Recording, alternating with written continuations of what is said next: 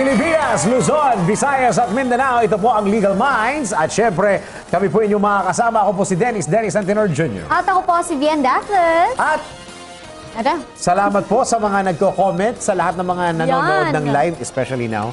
Maraming salamat. And of course, sa mga nanonood ng Team Replay. Maraming salamat saan man kayo bahagi ng mundo. Thank you very much. Lalo na sa mga nagtitake time na kahit inaantok na, pinapanood pa rin tayo. Kasi sinishare na rin ng iba, no? Yes, oo. Uy, thank you din for sharing, kasi dumarami talagang shares natin ngayon. Dapat talaga ang mga pinag-uusapan natin tungkol sa hiwalayan. Ibang klase talaga. Pagka ihiwalayan, marami nakaka-relate. Likes na yan. Okay. Sino mga kasama natin ngayon, Dien? Ito na ang ating mga kasama ngayong araw na ito. Siyempre, ang kasama natin kapag tawag nga dito kaututang dila. Pagdating sa mga ganitong klaseng. Ano, sa mga pinagdadadagpot yan, Dien? Wala lang. Yan. Hindi, malalim na Tagalog yun. Punta ka na naman yata sa squatters area.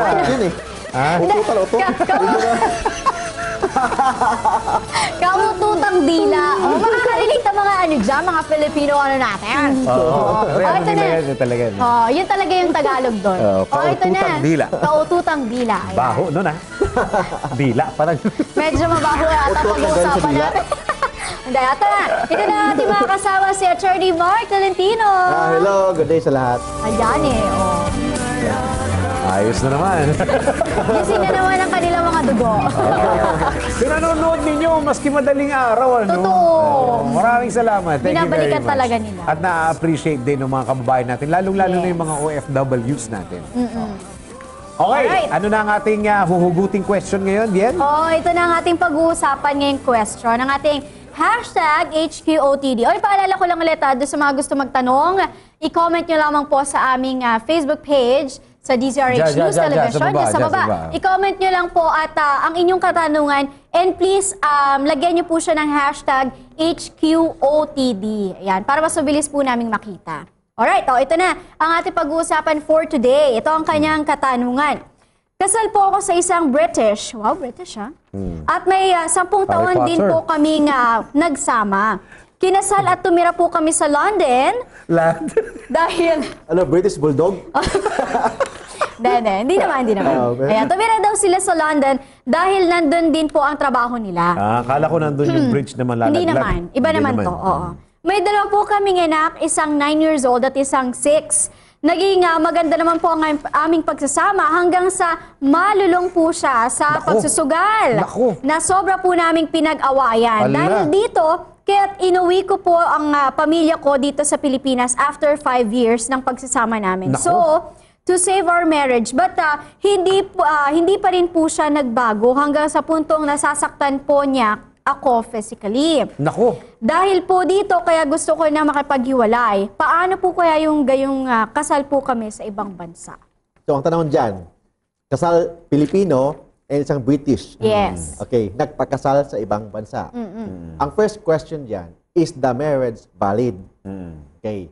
Ang sabi ng batas, sabi ng family code, lahat ng kasal outside ng Pilipinas, valid there kasi in accordance with their law, kasi batas ng UK. Okay. In accordance with their law, valid there, shall also be valid in the Philippines. Okay, I repeat, lahat ng kasal na ginagawa outside of the Philippines, valid sa bansa kung saan sila kinasal, in accordance sa batas doon, valid din dito sa Pilipinas. Pero may exception. Una, make sure na hindi minor, below 18. Kasi may sa ibang bansa, kahit 14, pwede ka naman magpakasal. Sa India, ganyan. Yes. Mandatory, at least 18 years old. 18, Okay. Pangalawa, kailangan hindi siya void on the ground na mali yung identity. Di ba sinabi ko dati yung kambal? Hindi mo pala pinakasalan yung asawa mo kasi ang pinakasalan mo, yung kambal pala niya. So, may Grabe, ganun, possible yan. Okay, yung may kamukha talaga, yung photocopy yung Identical mukha. talaga sila. Yun nga kakambal ni Jinky, di ba? Minsan hinalikan na ni Manny Pacquiao. Oo, kasi nagkamali lalakalan siya. niya. Oo, parang ganun. Tama. So, in that case, Hindi ko alam siguro ni Manny Pacquiao. Si Manny Pacquiao, palusot. Oo nga, gumagawa pa ng parang, ito talaga. Palusot ka pa. so in that case, hindi yan valid na kasal na yan. Kahit na valid doon sa ibang bansa, hindi yan valid sa Pilipinas. Another, bigamous marriage. Kahit na valid yung dalawang asawa mo, tatlong asawa mo sa ibang bansa, hindi yan valid sa Pilipinas, except Muslim. Pero yung pinag-uusapan, yung sinasabi mo, attorney, yung hindi niya give up yung citizenship niya, ibig mo sabihin, di ba? Ma-Filipino ka man or ma-foreigner ka man. Oo. Okay? But when you say foreigner kasi, ibang ang batas doon eh. Oo. Kasi if you are a foreigner, you are governed under foreign law. Oo. You are not governed under Philippine law. You are governed under the law of your nationality. Okay. If you are a foreigner.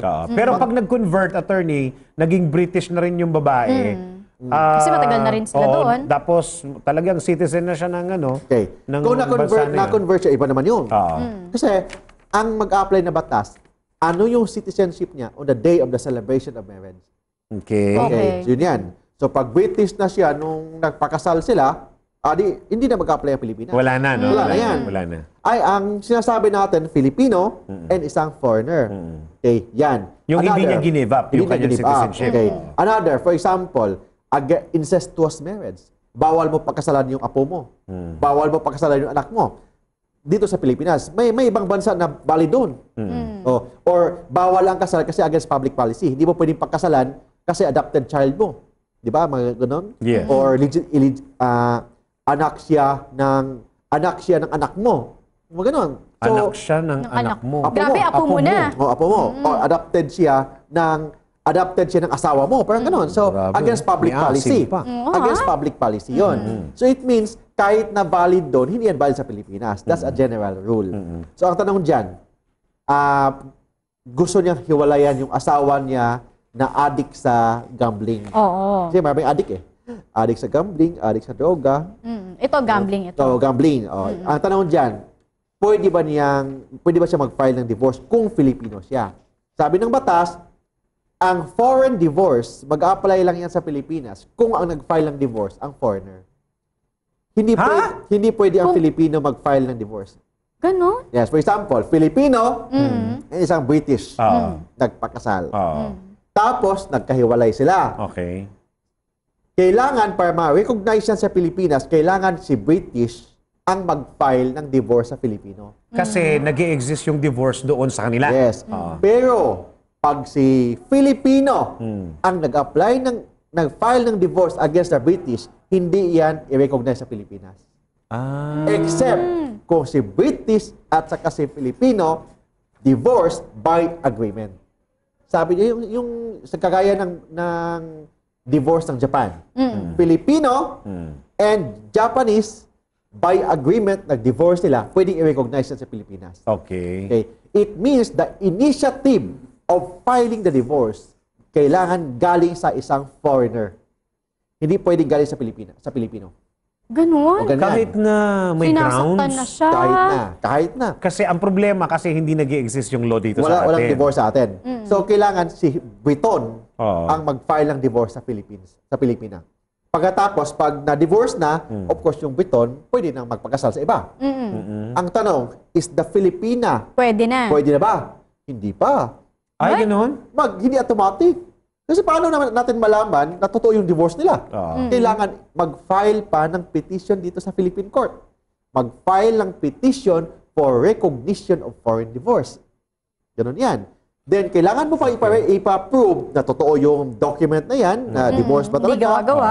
Kailangan mo i-prove na may British law na allowing divorce. So, mag-present ka ng batas. Na totoo yun, may nakalagay dyan. Salig ang batas nila. Ipa-certified mo pa yan sa embassy sa nila. Na totoo yung batas na yan. Para i-recognize ng batas na you are divorced under British law. Otherwise, hindi i-recognize ng batas yan. Hindi i-recognize ng Pilipinas yan. Ganun yan. Kawawa naman ng mga Pilipino. Kawawa yung Pilipino. Kahit nasasaktan na siya. Pilipino yan, oo. attorney. That's why nga, kailangan natin i-review yung batas na yan. O kasi, kailangan, first, kasi ang sabi ng batas, filed by a foreigner. In order to be recognized here in the Philippines, yung divorce na yan, kailangan ang foreigner ang mag-file ng divorce against the Filipina. So, ibig sabihin, hanggat wala siyang initiative, hanggat ayaw niya makipag-iwalay, walang magagawa yung Pilipina. Mag-file ng annulment. Annulment Mag-file ng lang. annulment. Hindi pwedeng divorce.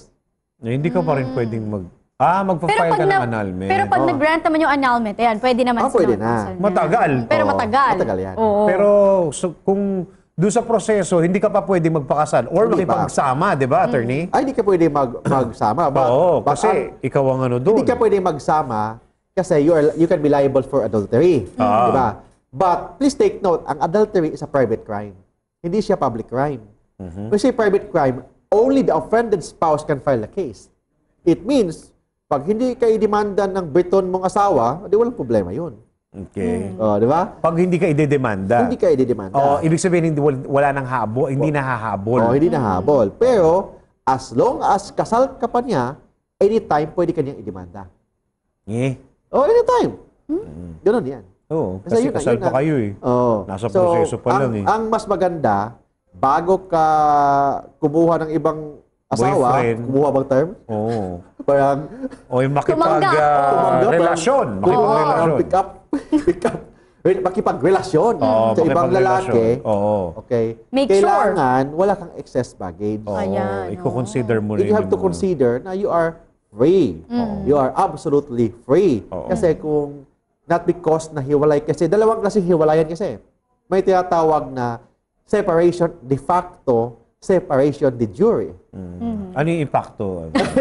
De facto. Dili De De facto, hindi pala impacto. Wala ko impacto. Yung separation de facto, it means separation in fact. F-A-C-T. Okay. Okay. Yung separation in fact, it means nagkasundo kayo na hiwalay na kayo. Okay. Okay. Pero, hindi pa ni-recognize ng batas yan. Yung de jure, yun ang tinatawag na legal separation, divorce, annulment. Yun ang tinatawag na separation de jure. Napakahirap. Alam mo din sa Pilipinas talaga, wala tayong divorce, napakahirap magpa-anal. Tapos, pero kung tutuusin, lahat ng mga tao rito puro hiwalay. Yan. Oo. Tsaka, You have to check. Walang annulment sa Pilipinas. Walang divorce. Puro divorce. annulment. Okay? But marami tayong OFW. correct. Oo. Yung mga OFW exposed sa foreign culture. Exposed sa foreign law. Okay? That's why hindi nila naintindihan bakit ganyan. Daming reklamo. So that's why I think kailangan ng i-review. Ang batas ng annulment, ang batas ng divorce, batas ng marriage. Lalo na itong mixed marriage. Mixed marriage, yung foreigner, kailangan siya mismo mag-file. Oo nga Hindi eh. pwede ang Filipino ang mag-file kahit na siya yung inagabyado. Oo nga. Di ba? Ang hirap nun kasi Diba? nasaktan ka So na't where's the lahat. fairness? Yes. Dapat ang Philippine law ang mag-protect sa Philippines. Correct. Sa mga Pilipino. Pilipinas. In this case, or hindi. Pilipinas. Walang proteksyon kasi kailangan ang foreigner ang mag-file ng divorce sa Filipina or mag-file ng divorce sa Filipino. Kung walang ganon, walang divorce annulment. Ang Pero yung i-avail. foreigner pwedeng mag-file anytime, lalo na pag Anytime. nag-exist yung It law. means the word initiative. Ang batas sabi ng batas, initiative. Oo. The one who will initiate the divorce, kailangan galing sa foreigner. Hindi pwedeng galing sa Pilipina. Kahit pinag-usapan na nila yun, attorney. Yes, ganon. Then iba ang divorce, ha? Ang divorce, pwede kayo mag-usap, pwede kayo magkasundo. But annulment, bawal yun. No. So kailangan klaruhin natin, annulment ba yan or divorce? Kasi pag divorce, pwede kayo magkasundo na wala na talagang asim sa relasyon yung dalawa. Wala na. Pero attorney, since we're talking about divorce, wala naman tayong absolute divorce dito sa Pilipinas. So paano yun dun Okay. gagawin sa ibang bansa? Actually, yung divorce sa ibang bansa. Dito sa Pilipinas, i-recognize lang ang divorce dito.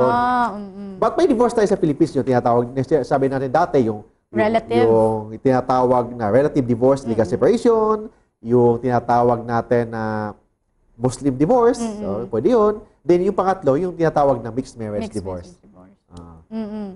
Ganun yan. So magpa-file si foreigner sa ibang bansa. ng Ibang bansa, divorce then ipa-recognize yan dito sa Pilipinas. sa Pilipinas. Ang i-recognize dito, ang decision ng court. So there's no litigation na. Purely, i-recognize lang ng batas yun. Paano yun, attorney, ma-segue ko lang, paano yung custody ng mga bata kung sakaling mag-grant yung divorce ng mag-asawa? Yung divorce, yung custody, iba yun. Kasi Kasi foreigner yung isa eh. So, yung tinatawag na divorce, ang pinag-uusapan, marriage lang. Marriage lang. Kung may decision about custody, i-recognize lang dito sa Pilipinas yan. So, depende sa decision ng court. Kaninong court yun, attorney? Court Doon ibang sa bansa. UP. Naku. Wala lang naman kay Victoria. But yung babae, pwede mag-file ng custody, Ng custody dito sa Pilipinas, Wala problema. pero parang dehado pa rin ata siya doon. Oo nga, Feeling kasi ko. kung yung foreigner ang may kakayahan lang na i-divorce ka, tapos yung mga anak mo yung nationality nila is from that country. Ay, syempre, ang iisipin na ng mga Hindi, bata. yung bata kasi, Oo. dual citizen yun eh. Kasi Filipino siya, same time British. Dual citizen siya. Automatic. Kasi yung nanay niya, Pilipina. Yung tatay niya, Briton. So, dual citizen siya. Paano yung yaman? Ano? Paano Yung yaman, inheritance yung pinag-usapan natin. Hindi, yung... Yung napundar siguro nila, yung mga properties. Paano yung properties? Yung Paano properties ng hatian dyan? magulang, walang karapatan ang mga anak. Oo. As long as buhay pa yung magulang. Yes. Kasi Pero- inheritance na yun eh. Oo. Ilan ang well, yung sa divorce, ano ba yung sa divorce sa ibang bansa? For example, sa Amerika, ilan ba yung percent na napupunta sa asawa? Ano? Actually, ang tinatawag na percentage sa properties, okay, pwede nila pag-uusapan yan. Ano sa pag-uusap? Pwede Wala pag-usapan. na pag-uusap dyan, attorney, maghihiwalay na Hindi, yun. kasi Away kasama na yung properties. Kasama yun sa properties. ano. Kasama, may Okay. conjugal properties sila. Conjugal yun, 50-50 yun. Depende sa, I don't know with their law kung absolute community ba yun sa kanila or conjugal partnership of gains. Kasi dito sa Pilipinas, ang batas natin is absolute community. It means, kahit na si lalaki nag-work, 50% si babae. Kahit na si babae, walang ginagawa. Kung hindi sa bahay siya, may ginagawa sa bahay. But, May ginagawa naman. may ginagawa, but not money-making. Yung sinasabi ko, money-making. Pero kung wala naman mag-aasikaso doon sa Wala din, hindi ka rin nagma-money-making, hindi rin na siya makakapag-produce ng Oo, money. of course. Ganun yan. Mahal na mahal ko lang asawa ko. Dinidepend lang niya ang mga housewives. Yung sinasabi ko, money-making. Oo. Kasi money-making, si lalaki ang naghanap ng Ng money-making, financial, yung ginagawa oo. niya, money-making, si babae, family-making. Yung family, yung ginagawa niya. Chores, oo, sa manage. bahay. Which is actually harder, di Oo ba? naman. Harder yun, okay. Oo. But kailangan dalawa. Kasi kung walang kumikita, Tama. paano niya bubuhay? Tama, Oo. tama. So, kailangan tama. dalawa yun. It takes two to It takes tango. two to Correct. tango. Relationship pa rin So, hindi yun. pwede yun, gumagawa ka ng pera, tapos... Ikaw pa rin mag-aaksikaso sa bahay. So, iba-iba yung role. Hand in hand pa Oo, rin. ganun yan. Okay, kasi nung minsan, iniwan ako ng misis ko. Kasi saan ba siya pumunta sa reunion? Parang doon ko na-realize, ang hirap. Ang hirap ng trabaho niya. At least na-realize mo naman, di ba? Tapos nung dumating yung asawa ko, sabi ng mga anak ko, hi, mama. Sabi niya, parang Parang sign of relief. Oh, Na-relieve na sila. Ay, salamat. Oo, Gaganda finally, ng buhay nandito na si namin. ma'am. Nahirapan ba sila? Nasunog ko pa nga yung itlog. Ayan pa. Itlog na. Ano, itlog? Scrambled egg. Scrambled egg. Nasunog, oh. So, paano? Pwede nating i-advise dito sa nagpadala ng Oo, attorney. Paano yan? Parang, Kasi dehado naman siya. physically, na siya? Sinasaktan siya. Kung wala na talagang pag-asa, mag-file siya ng annulment dito sa Pilipinas. Dito sa Pilipinas, kasi Filipino naman siya. Diba? So, mag-file siya ng annulment dito. So, paano i-serve yung summon? Ang summon is served through publication. Publication and i-serve din sa embassy ng British. Pero kung ayaw naman niya umuwi, attorney, nandun siya. Nandun ang kabuhayan niya. Nandun ang mga anak niya. Kung British din siya, British national siya doon, kasi na-convert na siya, para naging naturalized na siya, kaya naging British na siya, so mag-file siya ng divorce doon. Pero pag that would Pilipina siya, Hindi siya pwede, kung mag-file siya ng divorce doon, hindi yan i-recognize sa Pilipinas. hindi, Kasi hindi siya- ba pwedeng i-file yun sa embassy na lang? Kung foreigner siya. Kung Filipina Hindi, siya, kung Pilipina. kung mag-file siya ng divorce doon, kahit na mag-grant doon sa British, sa UK, hindi yan pwedeng i-recognize sa Pilipinas. Kasi Pilipina siya. Ang Pilipina, ang Pilipino, bawal mag-file ng divorce. Kailangan, the one who will annulment na lang. initiate the filing of the divorce, kailangan galing sa foreigner. Pure. You're the foreigner Hindi or by pwedeng agreement. dual. Or by agreement pwede. By So, ano agreement. ibig sabihin nun? Pagka yung initiative galing sa foreigner, siya gagastos. Kasi ang cheaper naman ang divorce doon eh. Ah, ganun. Kabagay, kaya marami Yung nagpapadivorce. sa Japan nga, for example, today, nagpapakasal ka. Hapon, on the day of marriage, pwede kayo magpirmahan. Na-divorce na kayo agad. Yan, ganun kabilis. Tingnan mo nga. Siguro yung iba gumagawa niya for business na. Oo. Actually, for example, nagpakasal kayo, pina-registered mo sa City Hall lang doon. City Hall, ordinary marriage doon, wala namang value, mostly walang value doon eh. Yeah. Kasi perma lang, tapos. Tapos pag hiwalay, perma, tapos. Parang ganun lang. Unlike sa Philippines, we value. Iba yung iba. May value naman yung marriage na doon. Okay? But hindi nila bina-value as Filipinos. Yung parang yung family kasi, it's different. Iba yung pag-value natin sa family, Yes. Iba sa tayo mga marriage. Pilipino. Oo, eh. Okay. Kapag mahal talaga sa pamilya. Iba sa mga masasayang family kagaya natin. Oo nga. But I agree. unfortunately, Talagang kagaya namin. Narinig mo ba yun? Miguel? Kasama na ako dun. Bracket to. may mga iba na problema. Okay, so bakit pipilitin pa natin? Oo nga. Di ba? Oo. So I think kailangan ng i-review yan. So kailangan kailangan umuwi siya ng Pilipinas. Dito siya mag-file ng Dito siya annulment. mag-file. Oo, for annulment. Oo. Pero But kung... hindi kailangan siya umuwi dito. For filing annulment, pwede siyang doon na sa abroad. Oo, kasi lalo na kung may trabaho siya doon. Yes, pwede siya doon sa abroad. Mag-file siya ng annulment dito, pipirma lang siya ng petition, ipa-annotate sa Philippine Embassy kung saan siya nakatira. Oo. Then ibigay niya sa abogado niya dito sa Pilipinas. Oo. Then the lawyer will be the one to file. Okay, i-clear lang natin, attorney, that is if Filipino citizen pa Yes. rin siya. Pero kung So, British na siya, Pwede siya mag-divorce. doon na, divorce na. Para mas mabilis, kumbaga. ganun yan. Okay, wala tayong masyadong oras. Okay, attorney, saan ka namin pwedeng hantingin para makipaghiwalay? Hindi. Hindi po kami nananawagan, no? Hindi maghiwalay, kundi para malaman Para ang ayusin. batas. Ayan, at saka ayusin ang marriage Oh, nila yes. hanggat Sige, maaari. Okay, sige. So, Sige, you can ganun na. like my Facebook page, okay? My Facebook page, www.facebook.com/Mark Tolentino Law or landline natin within Metro Manila, 209-6203. Or mobile number natin, pwede po kayo mag-text or tumawag and ask for meeting appointment sa 0917-329-5353. Yeah. Yeah. Busy. Nakikipag-meet up ka ba, attorney? Ay, hindi. Sa office lahat. Sasabihin ko sana, pati eyeball ba yan? Sa mga mo. Pero may mga kliyente ka na nakikipag-meet ka sa labas. Before, but ngayon hindi kaya. Bakit? Okay. Wait, Sa time. sa time kasi, we only have 24 hours a day. Oh, yeah, correct. I can only work 8 to 10 hours a day. Siyempre, may Oo, family. yan. May mga may mga kliyente ka na from Visayas, Mindanao? Meron But din. they have to, may iba nga from Spain. Talaga pupunta pa sila dito sa Pilipinas. So meet with me or we talk through Skype. Skype. Oo. After that, yung representative nila ang pupunta sa akin. Ayan. Ibang klase na talaga trabaho ngayon, sa no? opisina ni attorney para Oo. makapagbilin tayo ng size ng sapatos. Oo nga. Correct. Ayan. Thank you very much, attorney. Thank you, Maraming attorney. salamat. Kami po inyong mga nakasama. Ako po si Dennis Antenor Jr. At ako po si Vian Dacles. Hanggang sa muli, magbabalik ang inyong Legal Minds. Bye!